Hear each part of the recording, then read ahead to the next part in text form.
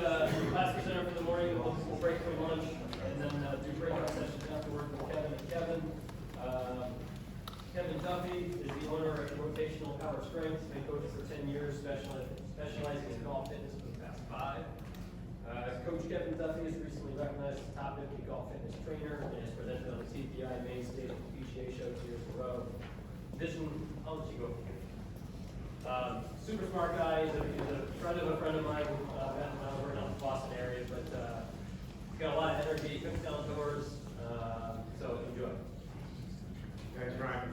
How's everybody doing, guys? We're gonna be moving a little bit today at the end, so I'm gonna get everybody up. We need to warm up. It's a little cold in this room. Like Brian said, my name is Coach Kevin Duffy. I'm the owner of Rotational Power Strength in Acton, Massachusetts. Now, everybody assumes that I'm here to give you some sexy club head speed drills.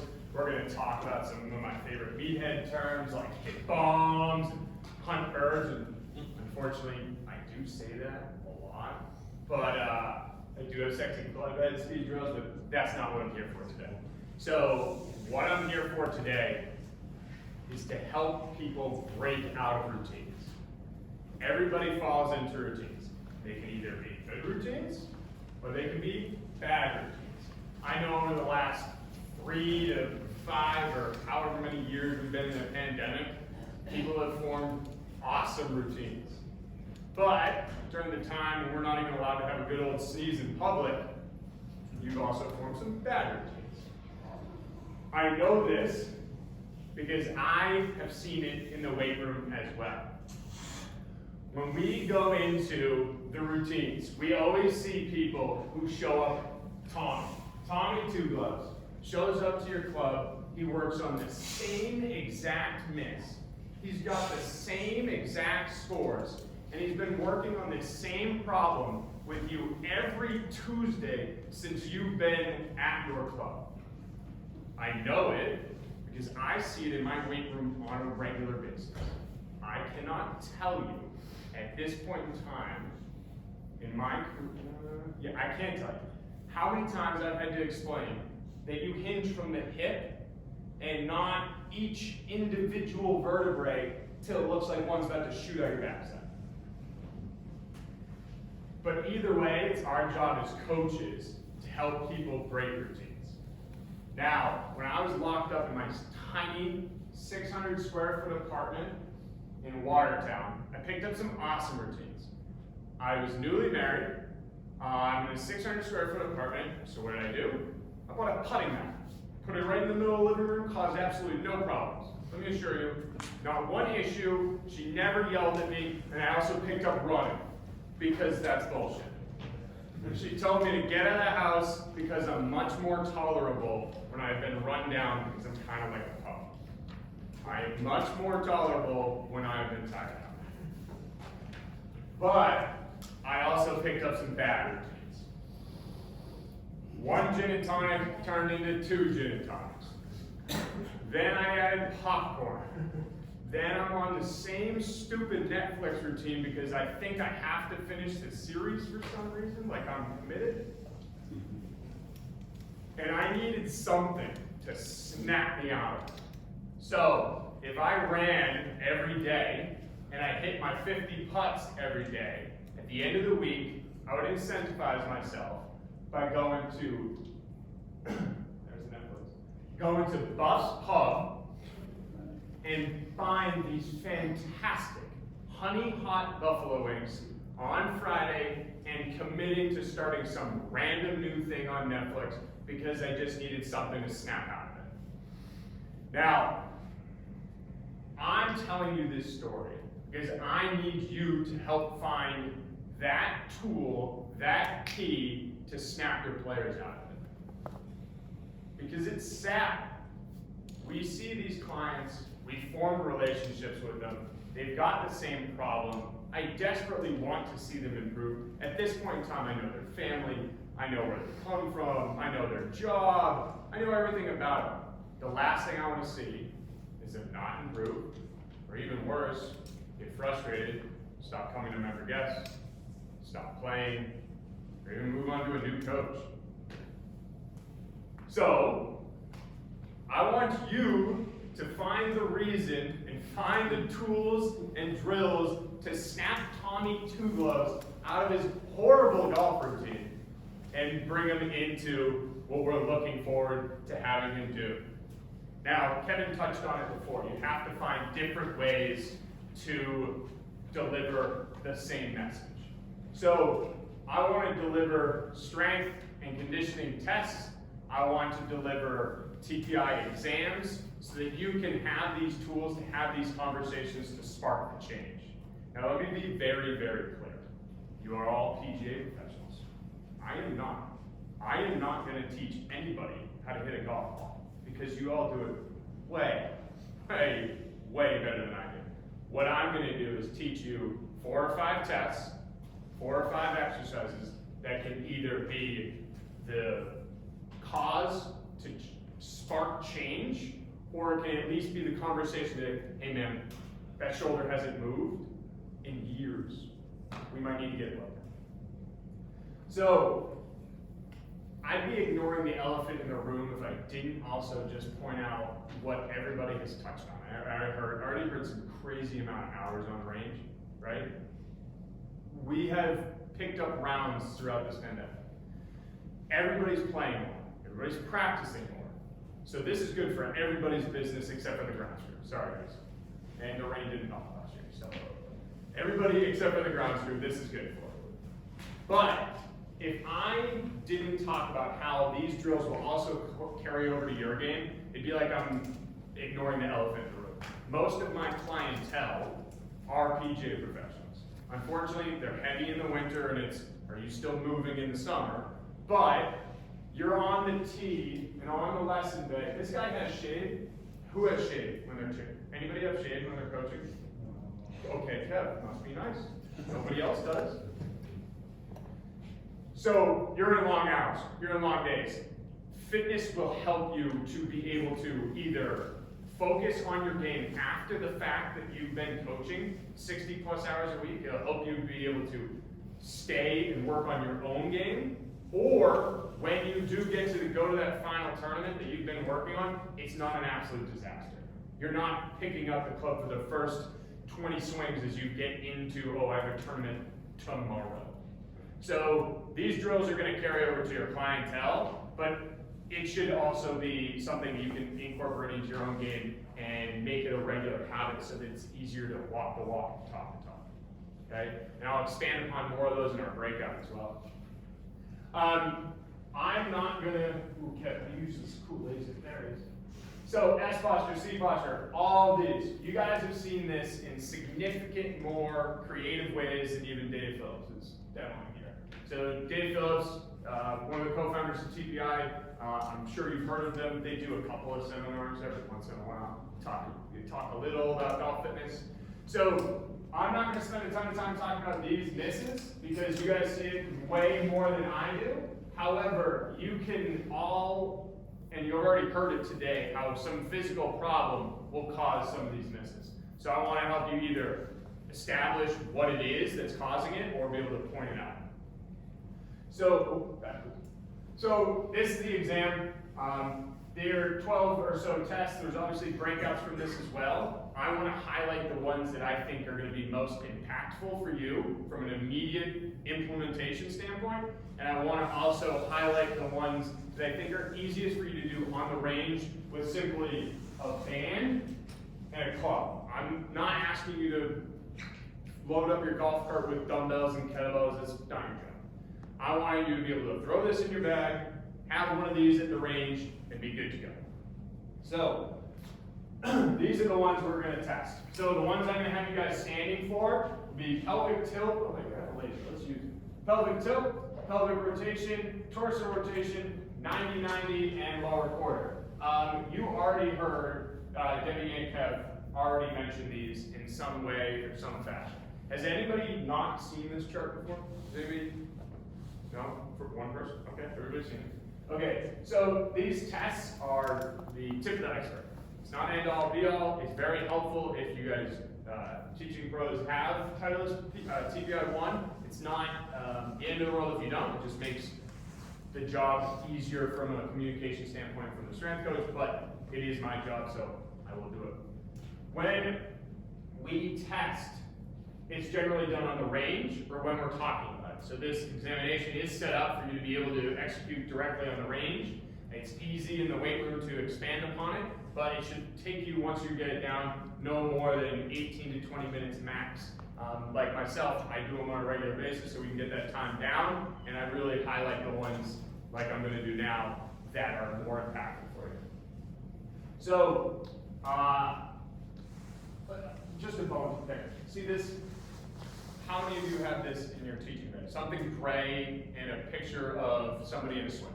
A gray old cutout. Nobody has a picture of old gray swings? Nobody? Okay, I guess I'm going the wrong people. Kev does. Okay, I'm sick of seeing the gray photos. We have color printers now, Chris. Okay? Colorful photos, put it up there.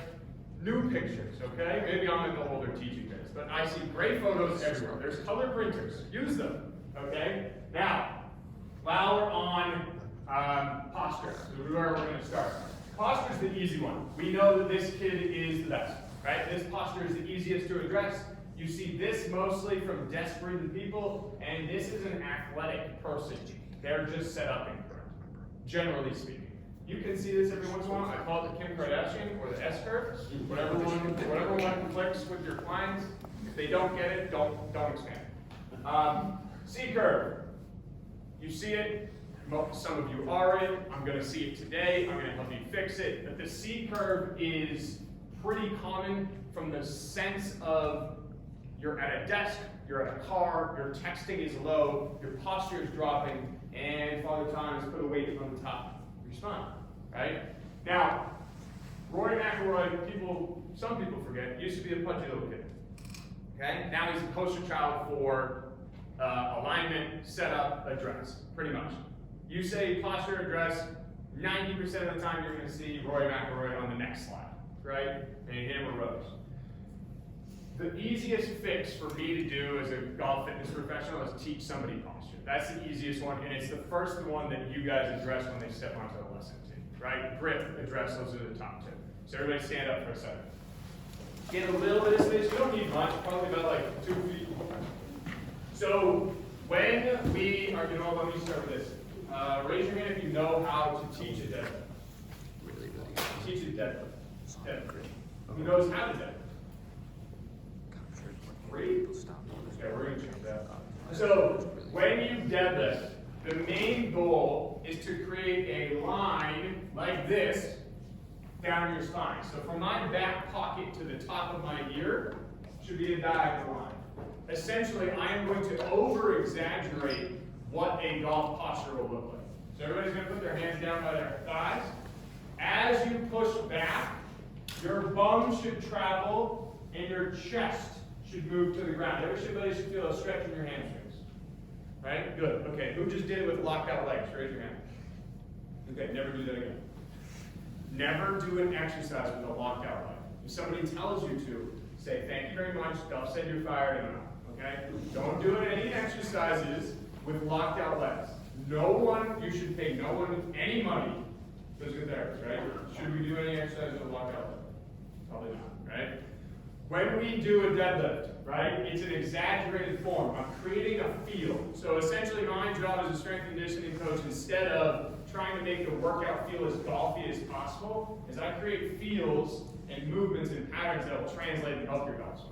I treat you as an athlete who happens to play golf to get the most out of your session in the weight room. You're not going to go jump and throw your club at the ball, but you are going to jump and throw in my gym so the ball goes further, right? If I need to sell you on this is super golfy, I do like a paycheck. I will sell it, but essentially I work backwards. So on a deadlift, guys, you're going to take that club, or in my case, you guys don't have a club. You're going to take the person's club. You're going to have them hold it on either end. They're going to have knees soft, right? I'm basically at a dress right now. And I'm going to exaggerate that feel. So go ahead and put your hands on your thighs. Push into the side of your thighs. If you don't have a club right now, you should feel a little bit of core tension. And now push your bum to the wall with soft knee bend. Most of you should feel it in your butt, your hamstrings, and a little bit of pinch between the upper shoulder blades. So Rory is doing a much better job than we are right now in this room because he makes a lot of money, he flies private, and we don't. Okay? When we set up, it doesn't need to look like this from the beginning, but if your client has never done that, realize they can't do that, that's a very, very easy talking point for your guy who might need help understanding your address is weak, your posture is not there, making every single thing that I'm trying to tell you much harder. Okay? So deadlift, that's the easy one. From there, it gets a little harder. So pelvic tilt. So I wouldn't suggest doing this from a style standpoint, but I'm going to tuck in my white jacket here. From when I tilt, your belt buckle should travel down, and it should be able to pull up. So right now, you're going to put your hands across your shoulders, get to address. You're going to pull your belt buckle up towards you, and you're going to push it down towards the floor. So think about your hip as a bucket. I'm going to pour water forward, and I'm going to pull it back up. It's also a really good excuse to see if your players are good dancers. Who had trouble arching? I do. Arching? Who had trouble tilting? Yeah? Did we notice the field? If somebody can't do this, how's impact position going to look? Pretty poor, right? If you can't get to impact, you can't tilt, it's going to be very difficult. The exercise you're going to give them, if they can drill it, drill it. If they can do this, that is now in their pre-round routine. If it is very difficult for them to do it, you're really going to emphasize in your pre-round routine, hey, in your 5 minutes that you show up late to my session, you're going to do 10 to 15 pelvic tilts before we even walk in here, so I don't have to bash my head against the wall telling you you need to turn at impact. Right? We're going to find a new way. So that person, that's an exercise. I would count that. Now, if they have trouble with that, that's a really tricky one. So if they can't move, one, your lesson's about to be very difficult. Right? There's your warning. Your lesson's going to be very difficult. Number two, if they can't do it, that is something you need to refer out to. Because it's not something that's going to be very easy for you to fix and address. Whereas a deadlift, you can expand upon it. They can find some good stuff on YouTube. That's easy. Pelvic tilt, it's not sexy, it's not cool, but it's very, very important. But I would refer out for that. If you see somebody who can't tilt. If you see somebody who can tilt, have them tilt. Right? Hand on club, push, and tuck. Push, tuck. Should get 10 to 15 reps at a minimum before they see you. It's going to make it very easy. But like I said, if you see it, they can't do it, it's going to be very difficult. Move backwards. So, next one, pelvic rotation. This one's an easy sell. This is my last one that you guys can sit. Pelvic rotation is the easiest sell in the world. Everybody knows, well, 99% of people know, you need to turn your hip to hit the ball. This will work. Anybody got me now? When you turn, your pelvis rotates. Now, I'm going to have you put your hands on your shoulders, get it addressed again. I'm going to give you, listen carefully. Don't move your upper body. Move your lower body over. Go. Good, everybody's upper body's moving. All right, good job. Okay, now, unless you're afraid of cooties, grab the person's shoulders next to you and ask them if it got easier when you held pressure. Everybody needs a hug nowadays. Rest them up. Did anybody have it get more difficult, or did anybody feel their partner pushing against them? Anybody feel like if they were fighting to do it?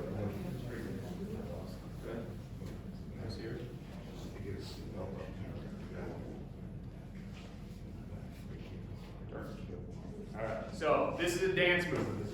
That's a tilt, right? So the hips are moving, check. Are they turning?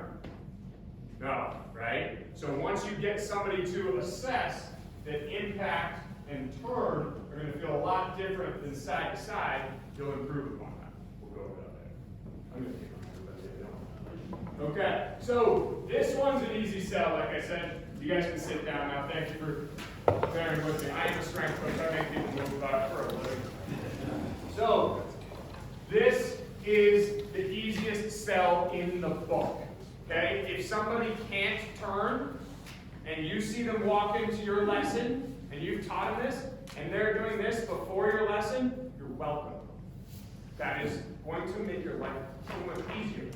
If they are still showing up saying, I don't know why I can't impact, I do. You can't impact. You can't turn. More pressure, turn. If you need to call in reinforcements, grab their shoulders, put hands on the clubs, and then turn. Okay? And in the weight room, that'll look like a lot of loading and lifting, but I would consider what I'm telling you right now, I would consider those exercises. I would consider it an exercise because you're on the range, and it's your job to convince them it's a good idea to move outside of the golf pattern. Right? If they go seated in car, seated at dinner, seated at work, golf. You guys see the problem? Seated, seated, seated, playing. Tight, tight, tight. Why am I tight? Because you didn't see. Right? So, the backup plan on that one is grab shoulders and grab club. Okay? That one's an easy step. That one's a no-brainer. You're gonna stop going backwards. Now, this is just a slide of talking about how cool Rory McIlroy is. That's the fact that he is in a dress, still working at his driver at this point in his career, while he is known to be one of the best drivers of the golf ball, makes it very clear that everybody should work on their strengths as well as their weaknesses. So in this drill, he's a little bit different than what I'm going to show you with the split stance over here. Right now, his lower body is moving, and I want to test to see if somebody can do it without their lower body moving. So, the test, you get them in a dress, have them drop the club, fold your hands. You're going to turn your torso independent of the lower body. Like it was Kevin was talking about, you're going to see a lot of creativity. This one's my favorite. What are you talking about? My lower body didn't move. Dude, you're fully at impact. When I am able to turn, right, I'm a lefty, so bear with me. Lefties are people too. Can we start carrying lefty demo clubs? Thank you. Good hockey players, good choice in golf clubs. When I turn, I need to be able to separate my left hip and my left shoulder, right? This degree of rotation, depending on the club head speed, their ability to play, and their access to good golfing, could determine if they make a lot of money playing golf or do not. Correct, Kevin? The bigger the separation, the more speed I have. The bigger the slide, the more reverse spine angle, the more likely they are to go see a physical therapist. Reverse spine angle is the #1 way to get you out of golf the fastest. Reverse spine angle should be your worst enemy. Your client will get hurt. Your player will not play as many tournaments. Their career, if you look at it as a lifetime, as a career golfer, just got short. They will be in pain. It will not last. They might be able to eke out a couple of more yardage here and there for so many years, but there's a chart out there on TPI that shows as soon as when reverse spine angle started to enter into a professional golfer's swing, it shortened their career by X amount of years depending on when it came in and what the club head speed was. I don't know why they made that graph, but it exists. Okay? So, for this drill, like I said, you are still doing it on the range, don't need much equipment. I am testing, can they move independent? If they cannot, let's add reinforcements. Lead foot forward, they will do both sides, so bear with me on that. Everything I demoed will be both sides. Lead foot, rotate, I'll demo like a righty. Rotate to backswing, lead elbow should get over lead knee, or hopefully. If we're here, we know why they're going to have some backswing problems, right? If they're here, that's a stack and tilt. That's not necessarily what I'm looking for. This is not a good backswing. I think I just cramped. Don't do that. Okay? rotate independent, 12 reps each side, 12 reps to the other side. You'll feel stable lower body, you'll engage your glutes, your hamstrings, and you'll recognize that, oh, that's what he means by separate, right? When we are expanding upon things that help them outside of the golf course, and anytime they can bring home homework, and it doesn't include a need for a full range, that's a win for everyone. The player, you, your paycheck, keep going. So the split stance torso rotation is the drill I suggest the most for my clientele, junior golfers. How many of us work with juniors? Right, 99% of us. Juniors, do they need more stability in their life or less? More, right? So in this case, all of your juniors should do this drill. Yesterday I drilled warming up a pre-round routine for all of my juniors. There was only one kid who he did not need this drill. What do you think his problem is? Speed. His problem is speed. Not only does he need to eat more, his problem is speed. Thank God he's got a fantastic short game. So we put him on a huge diet. He's got a lot of dose of Kevin Duffy in his life, and we're going to increase his speed, but then I'll work on that, right? So all my kids are going to deadlift, all my kids are going to have balance, all my adults are going to have balance, all my adults are going to have speed, but 99% of your juniors will definitely need this drill somewhere before they hit balls and definitely before they play in tournaments, okay? So 90-90 test. 90-90 test is the #1 difference that I see between players who have the ability to get back on plane and don't, generally speaking. So you can do this test seated. So put your arm at 90 degrees. They'll do this standing, but you guys can do it seated right now. 90 degrees, go down, and try to pass your ear without adding creativity through your spine. So it should look, you turn this way, look like 90 low, 90 or more high. And what you'll notice on me here, my right arm goes further back, right? And I'm not doing that without adding curvature. My left arm does not go as far. That's because I have a series of football history and I hit with my right arm, so it's free and loose, right? I have trouble with what? This. So if you have a player who has trouble getting to 90 degrees, right? Let's say your player can't get past their ear. Or if they're on their way there and you hear an ouch, a click, a pop, a pain, right? How many of us have my shoulder, something with my shoulder, can't get there, can't get there. That's pain. Do yourself a favor, have the conversation, say, hey, the golf swing that we're working on is not going to improve if you continue to show up without addressing the pain in your shoulder. So when we do this test, you'll do it standing, and you'll do it in golf posture. What you'll notice here is on my right side, I got no problems, right? You break it, it has more motion or it has less sometimes.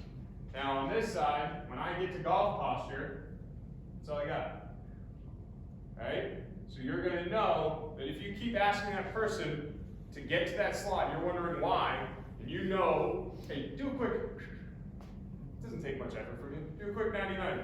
They're here, answers your question. Also eliminates the amount of times you have to bash your head into the wall because they can't get to the slot that you want them to. Okay? So 90-90 test, that one's tricky. Swing your swing, but let's not get hurt. If you're asking them to get to a new plane, it is causing pain after the lesson, you get that feedback, pay attention, refer to a physical therapist, or suggest, this won't be an exercise that you'll do on the range, but this would be an exercise that they would do at home. They take a knee, put a band up on a ceiling or a door, hopefully with a secure landing area. You've all seen YouTube. Don't be that guy. Pull towards their face, and that will take their shoulder blades and start to stack them back to the posture we want them in instead of C or some other type of creativity. I keep going backwards on this. So, lower quarter rotation. We're going to do this one in our breakout session for sure. When we go over lower quarter, a lower quarter From a professional standpoint, I'm looking for 60 degrees. Am I going to see 60 degrees in my everyday golfer? No. My biggest thing for you guys is that if you see your client have a large difference between internal rotation and external rotation on one side or the other, so for me, left hip internal rotation, poor. My miss would be this, stuck, right? Because I'm not clearing. Okay? So if I see a big difference at impact or backswing, they get stuck. They can't get to 60 degrees. They're way less on this side, way less on this side. You know you're going to have to spend time talking about their backswing. Why you're limited is because you're stuck. How often do you sleep with your knees up towards your chest? Yes? Okay. Lengthen those out. After you are on your meetings, are you seated? Yes. Okay. Can you stand? Can you do some hip flexor stretches before you get to me? Can you do something to make that backswing easier? There's no way they're going to say, no, I want my golf game to be worse. I will not work on improving it. They're already paying you for your lesson. Those take-homes, to be able to expand upon it and have them be able to test it, will be able to make your session smoother, make their golf swing smoother. And for the band exercise here, that knucklehead coach has his foot wrong. We're going to go even feet. When we do this drill, I've stolen a couple of drills directly from swing coaches. The one that I see at the range is we'll put the hand behind the knee and make them push it away. That sound familiar? Right hand or club, make them push back. So what we see on my range at the shot is my coach puts a box or a barrel or something and makes them push their butt back. So like I said, in the weight room, it's not my job to create a golf swing, but it is my job to create a feel. So if I'm in an even stance, I choke my hand way down on that band, and I tell you to bump back. That's a feel. Kev was just talking about straightening out that knee, right? So rather than them think just this is what you really want, right? There's your impact. So this is a band, this is a drill. I would consider that an exercise that if they take home and did nothing else better, will make their impact position much better. Or vice versa, if it's backswing and they're having trouble getting weight into their trail heel, you would do the opposite, right? So I'd step on the opposite way. I'm still demoing as a lefty, bear with me. And my left hip would start to move back. That would create a feel, right? That is a conversation that is completely inside your scope, would make all of your strength conditioning coaches happy if you had it, and it would be easy to implement on the range.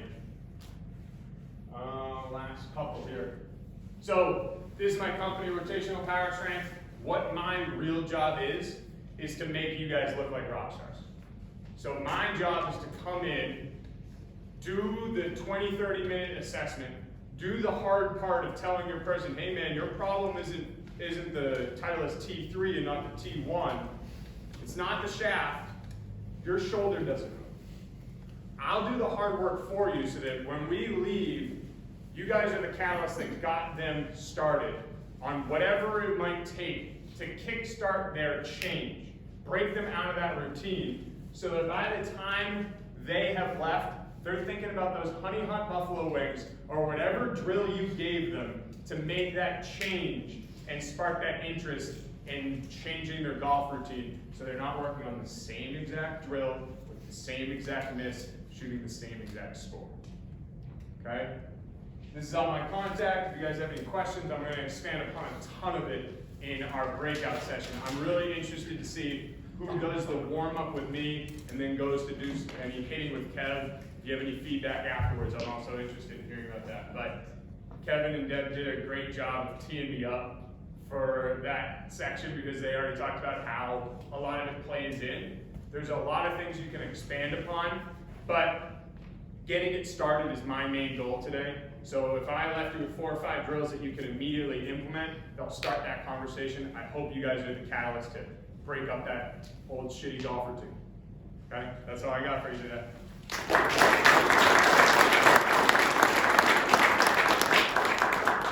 Any questions? questions for me on anything before we go to lunch, or you want to just go to lunch and then come back? Who should I be asking that question to? No? Cool. I think we break for lunch. No? You got a question? Yeah, and all these guys at work now are doing so much work with their lower body. Yep. Especially for, squats, deadlifts, and Yeah. all that stuff. I mean, is that just, I mean, are they're building strength, but are they still maintaining mobility? Yeah, so the main goal of a tour strength and conditioning coach is to not make them stronger. The main goal for the strength and conditioning coach on tour is to make sure they don't get weaker. So everybody has peaks. Everybody has valleys in their season, off weeks, tournaments that are maybe not their major focus, or obviously not the majors. So everybody's goal is to make sure that everybody doesn't get weaker. So there's a small off season, or there's a small window of, hey, these 3 weeks, JT, you're gonna be sore because we're really trying to put on some strength here because we know we need that club head speed to be at a peak when you get to this tournament because it's playing long and it's always windy over there. So the main goal of people on tour is to make sure you don't get weaker. My main goal in my off season with my PGA professionals is to make sure they don't get weaker or deteriorate by the time they're actually getting to their tournaments because they're coaching 60 hours. Now my main goal with my players will change person to person. Generally speaking, everybody is very, very strong at this point in time when they go into the beginning of the golf year. My favorite thing that I hear is when everybody goes on their trips, they text me and they're pissed because they just flew their greens.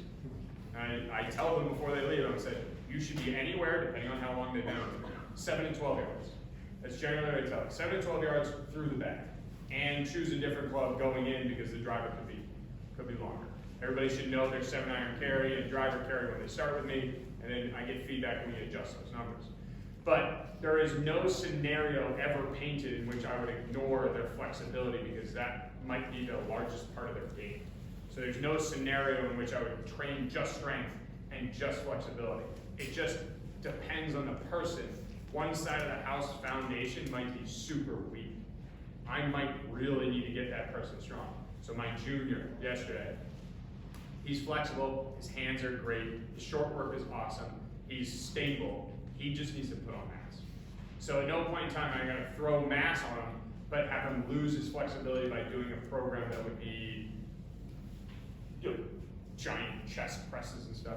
Is he gonna press a single arm dumbbell heavy as hell? Yeah. Am I gonna put him on a 3x12, 3x15 Arnold bench press set? That would be negligible. So there's no scenario in which you would ignore one, but there is a scenario in which one takes priority depending on the time of the year. So right after the season, there's snow on the ground, we're in New England, we're getting strong. I will add more and more flexibility, but each person's program will have a certain percentage of mobility. Like if you come to me with pain, my main goal isn't to get you stronger, I give you out of pain first. Does that answer your question? Yeah. Cool. Anybody else? No? We got more going on in the breakout, so I'm sure we will expand on stuff there. But I don't know about you guys, I'm kind of Thanks, Kevin. no problem.